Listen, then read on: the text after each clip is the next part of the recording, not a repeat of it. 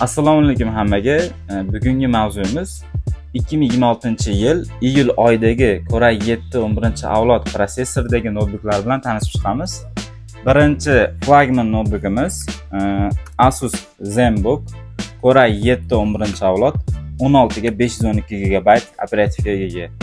Bu xarakteristika menimcha qisqa qilib aytganda liboy sohaga to'g'ri keladi. O'qituvchilikmi yoki dasturlashmi, barchasiga, hattoki mazza qilib kino ko'rgan ham yetadi. Chunki bu notebookimizning ekrani OLED bo'ladi. Ko'rishinglar mumkin qisqacha. Bu notebook haqida alohida videomiz ham bor. Buni Telegram kanalimizdan topsangiz bo'ladi bemalol. Keyingi notebookimiz Acer Swift notebooki.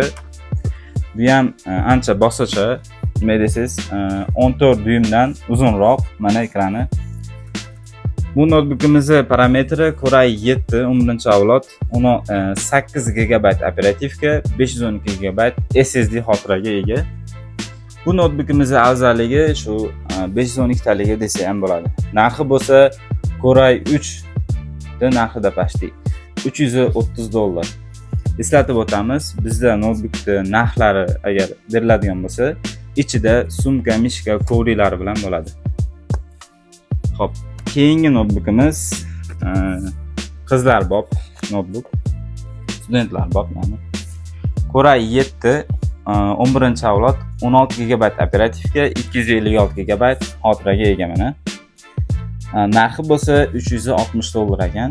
Menimcha ancha yaxshi narx. Korpuslari ham metallический, rangi ham juda ham estetik rangda mana ko'rishingiz mumkin. Bu notebookimizdan juda ham ko'p kerak bo'lib qolsa agar atpishotkalari ham bor ekan ma'lumot uchun. Keyingi oxirgi notebookimiz deyarli hamma o'g'il bolalarga yoqadigan notebook. Core i7 11-avlod 16 GB operativga, 256 GB xotiraga ega. Narxi juda ham hamyonbop, $340 sumka, mishka, kovrilari bilan beriladi. Bu notebooklarni xarid qilmoqchi bo'lsangiz, opsiyaga Telegram kanalimizga linkini qoldiramiz.